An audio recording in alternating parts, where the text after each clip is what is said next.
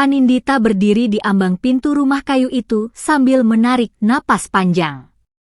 Udara kampung yang lembab, bercampur wangi tanah basah sisa hujan pagi tadi, menyambut kepulangannya dengan cara yang begitu akrab. Sudah hampir 5 tahun ia meninggalkan rumah ini, merantau ke kota, mengejar karir yang dulu terasa sangat penting. Namun setelah masalah yang menimpanya di kantor, ia memilih berhenti dan kini ia pulang demi menuntaskan kerinduannya sejenak pada kampung halamannya. Anin. Suara itu membuat dadanya menghangat seketika. Ibunya.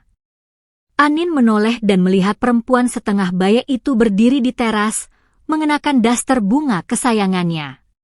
Senyum ibu begitu lebar, mata itu berkaca-kaca, seolah Anin masih anak kecil yang baru pulang sekolah. Ibu, panggil Anin pelan. Tak menunggu lama, ibu sudah memeluknya erat.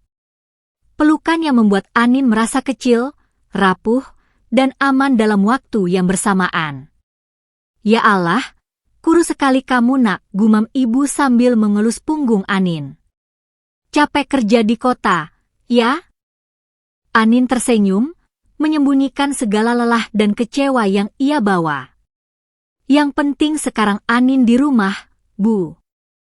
Kalimat itu terdengar sederhana, tapi bagi ibu, itu seperti janji yang paling indah. Hari-hari setelah kepulangannya terasa begitu berbeda. Anin kembali menjadi anak manja. Bangun pagi dengan suara ibu di dapur, makan dengan lauk hangat, tidur siang ditemani suara obrolan tetangga. Namun, ketenangan itu tak berlangsung lama. Pada hari ketiga, saat Anin membantu ibu memotong sayur di dapur, pertanyaan itu akhirnya datang. Anin, kata ibu, seolah berbincang biasa. Selama di kota itu, kamu belum ada calon dan rencana untuk menikah? Pisau di tangan Anin berhenti bergerak. Belum, Bu, jawabnya pelan. Anin belum kepikiran ke sana. Ibu mendesah pelan. Usiamu sudah 25 nak. Ibu takut nanti kamu keburu tua. Anin tersenyum kecut. Kalimat itu terasa begitu klise, tapi selalu berhasil membuat dadanya sesak. Ia ingin mengatakan bahwa hidupnya belum selesai, bahwa ia masih ingin menikmati waktu sendiri. Namun, di depan ibu, ia selalu kehilangan keberanian untuk membantah. Sejak hari itu, pertanyaan tentang jodoh muncul hampir setiap hari. Kadang halus, kadang terang-terangan. Anin memilih diam, berharap topik itu akan berlalu dengan sendirinya. Ternyata ia keliru. Suatu sore, ibu menyodorkan uang belanja sambil berkata santai, sekalian beli beras di toko sembako Nizam, ya. Anin mengernyit. Ia kenal pemilik nama itu, lelaki yang kini pindah dan tinggal di dekat rumahnya setelah orang tuanya meninggal, memiliki usaha toko sembako besar dan dinobatkan menjadi menantu idaman para ibu-ibu di kampung. Kenapa harus di sana? Warung Bu Sari juga dekat. Ibu tersenyum tipis. Berasnya bagus. Lagi pula, sekalian silaturahmi. Anin tidak menaruh curiga. Ia mengambil tas dan melangkah pergi. Toko sembako Nizam memang terkenal di kampung. Paling lengkap, paling rapi. Pemiliknya pun dikenal baik dan dermawan. Namun saat Anin melangkah masuk dan melihat sosok itu berdiri di balik etalase, entah mengapa hatinya merasa tidak nyaman. Nizam. Lelaki itu bertubuh tinggi, berwajah tenang, dengan sorot mata yang teduh. Ia mengenakan kemeja lengan panjang yang digulung rapi. Saat melihat Anin, Nizam mengangguk sopan. Assalamualaikum, ucapnya. Waalaikumsalam, jawab Anin singkat. Sepanjang transaksi, hampir tidak ada percakapan. Nizam bekerja cepat, rapi, dan profesional. Tidak ada senyum berlebihan, tidak ada basa-basi. Anehnya, justru sikap itulah yang membuat Anin merasa canggung. Setelah hari itu, ibu mulai sering memberi tugas-tugas kecil. Antar lauk ini ke rumah Nizam. Titip kue ke toko Nizam. Sekalian tanya, besok beras datang jam berapa? Anin mulai merasa ada yang tidak beres. Bu, katanya suatu malam. Kenapa akhir-akhir ini Anin selalu disuruh ke toko dan rumah Nizam? Ibu tersenyum, lalu duduk di samping Anin. Karena Nizam itu orang baik, mandiri, soleh. Ibu-ibu di kampung semua ingin menantunya seperti dia.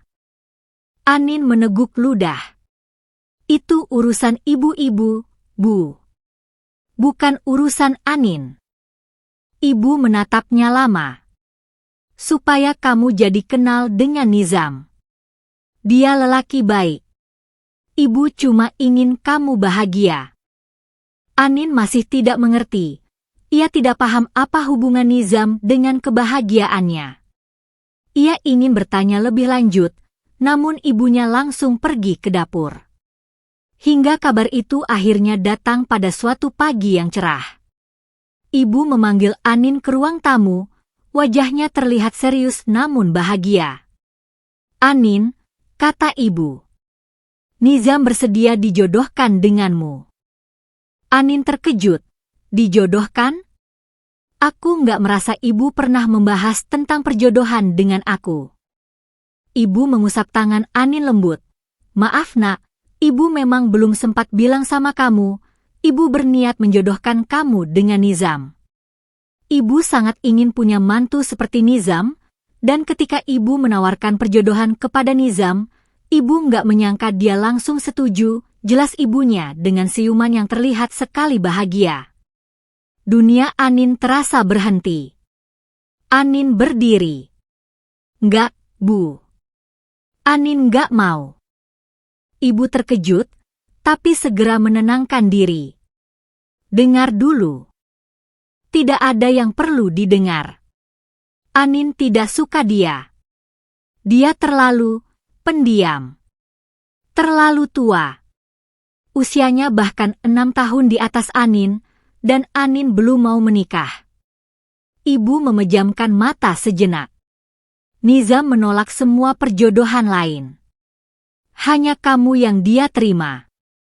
Itu bukan alasan, Bu. Anin, suara ibu melembut.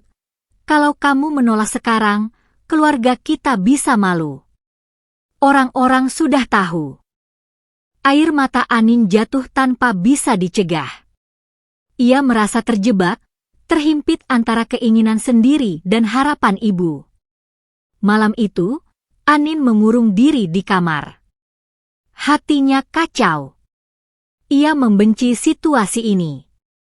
Membenci kenyataan bahwa ia harus mengalah. Ia ingin menentang lebih keras, namun ia tak kuasa mengingat senyuman dan tatapan penuh harap ibunya. Jika diingat-ingat, sejak dulu, ibunya tidak pernah memaksakan kehendak pada Anin.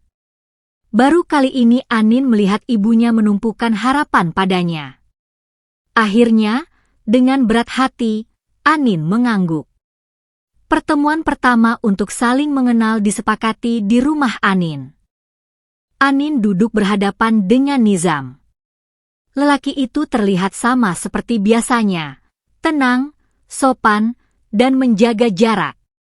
Ada yang ingin kamu sampaikan? Tanya Nizam lembut. Anin menarik napas. Aku tidak ingin langsung menikah. Nizam mengangguk. Aku mengerti. Aku ingin masa percobaan. 6 bulan. Nizam terdiam. Wajahnya tetap tenang, tapi sorot matanya berubah. Menurutku itu terlalu lama. Aku tidak ingin hubungan tanpa arah. Anin menatapnya. 3 bulan.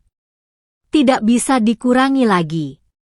Dan setelah 3 bulan berakhir, baru kita tentukan untuk ke jenjang selanjutnya, atau berhenti karena kita tidak cocok. Hening sejenak. Baik, jawab Nizam akhirnya. 3 bulan. Tapi aku penasaran, apa yang membuat kamu tiba-tiba mau dijodohkan dengan aku? Anin masih menyimpan penasaran, apa yang membuat Nizam tiba-tiba menerima perjodohan yang ditawarkan ibunya, padahal yang ia tahu selama ini Nizam tak pernah menanggapi jika ada yang menawarkan perjodohan atau sekedar berkenalan dengan anaknya. Kamu akan tahu jika nanti kamu sudah memutuskan bersedia jadi istriku. Jawab Nizam. Kata istri yang keluar dari mulut Nizam, entah mengapa membuat gelenyar aneh dalam dadanya. Hari-hari pertama masa percobaan 3 bulan terasa begitu menyebalkan bagi Anin. Bukan karena Nizam melakukan hal yang tidak menyenangkan, justru sebaliknya, karena Nizam nyaris tidak melakukan apapun. Terkadang ia hanya datang ke rumah. Namun terlalu tenang. Terlalu wajar. Tidak terkesan berusaha. Dan entah kenapa itu membuat Anin kesal.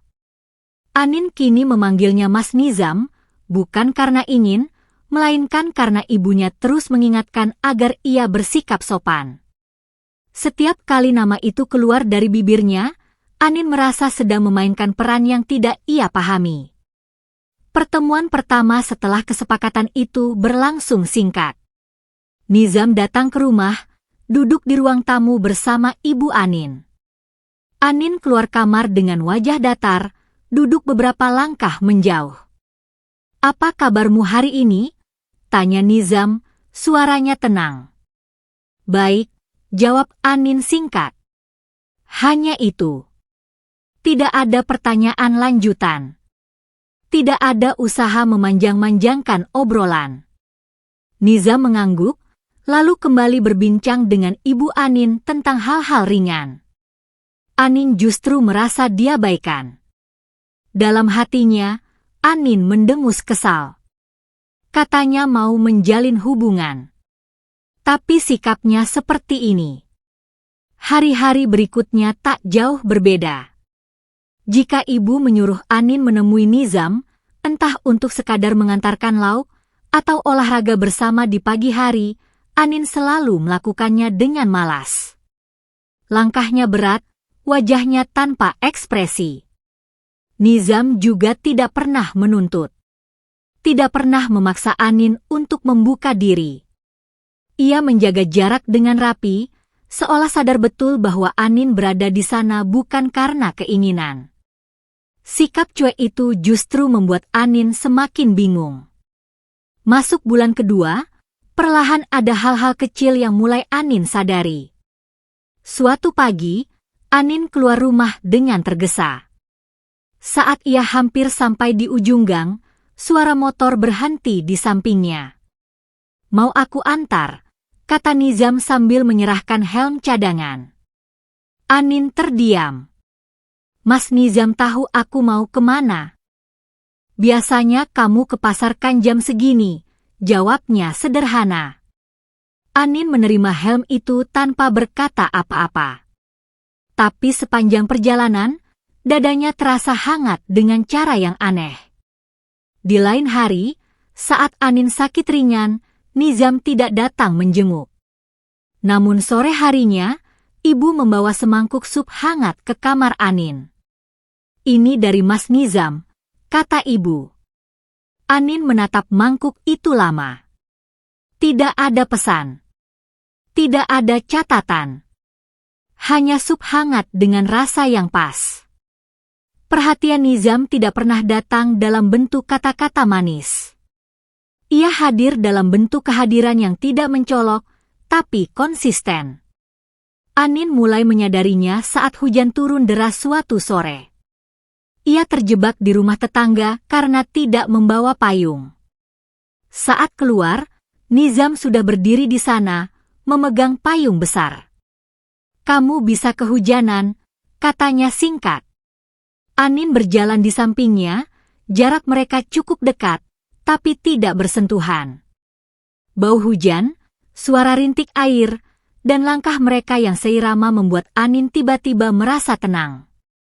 Sejak hari itu, Anin mulai menunggu tanpa sadar.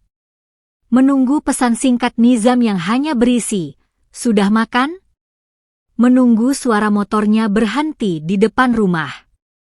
Menunggu langkah tenangnya memasuki halaman.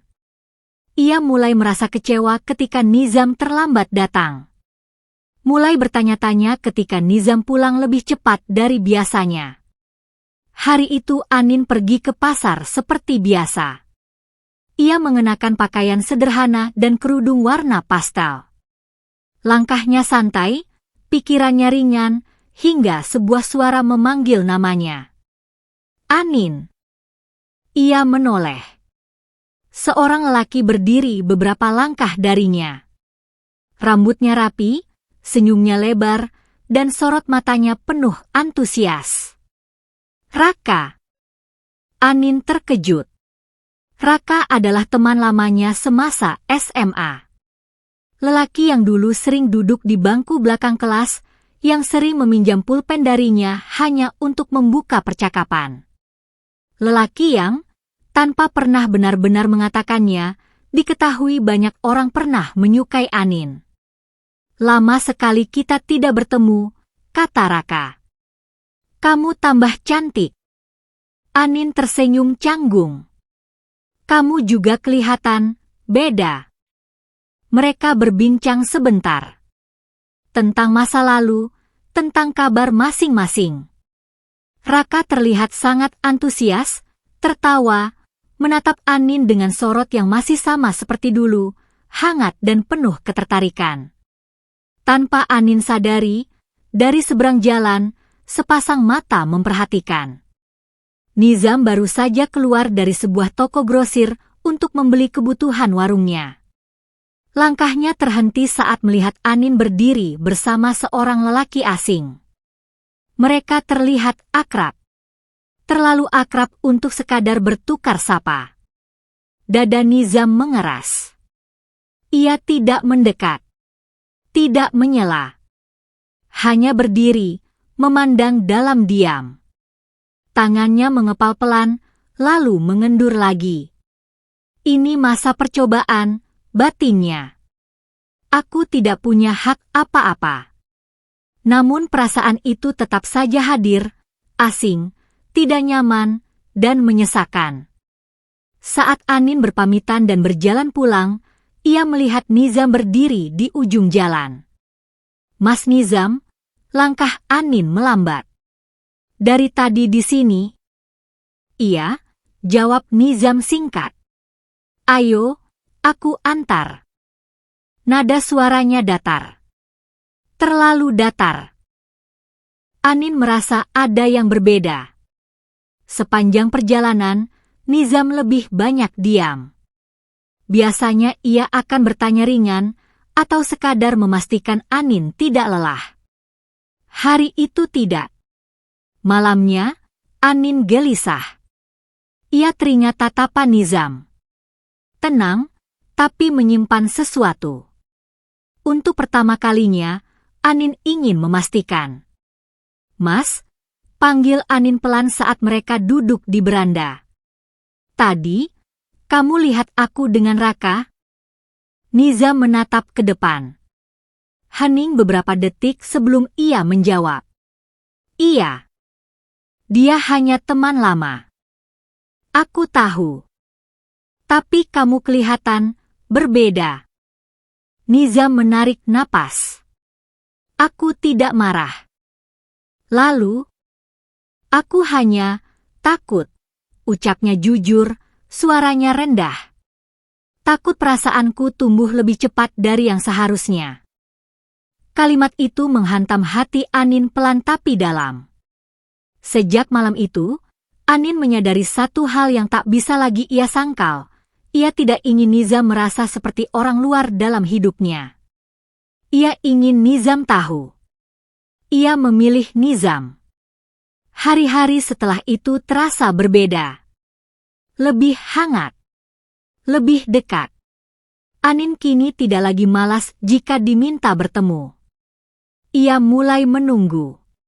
Bahkan sering lebih dulu keluar rumah saat mendengar suara motor Nizam. Ia mulai merapikan kerudung sebelum bertemu. Mulai tersenyum lebih dulu. Mulai mencari-cari keberadaan Nizam dalam keramaian kampung. Dan Nizam, lelaki yang biasanya menahan diri, mulai terlihat lebih berani. Masih sopan, masih menjaga batas, tapi tatapannya kini lebih jujur. Masa percobaan hampir usai. Anin justru takut. Takut jika semua ini berhenti. Takut jika Nizam memilih mundur. Hingga suatu sore, Nizam datang dengan wajah berbeda. Lebih tegas. Lebih mantap. "Anin, ibu ada di rumah?" tanyanya.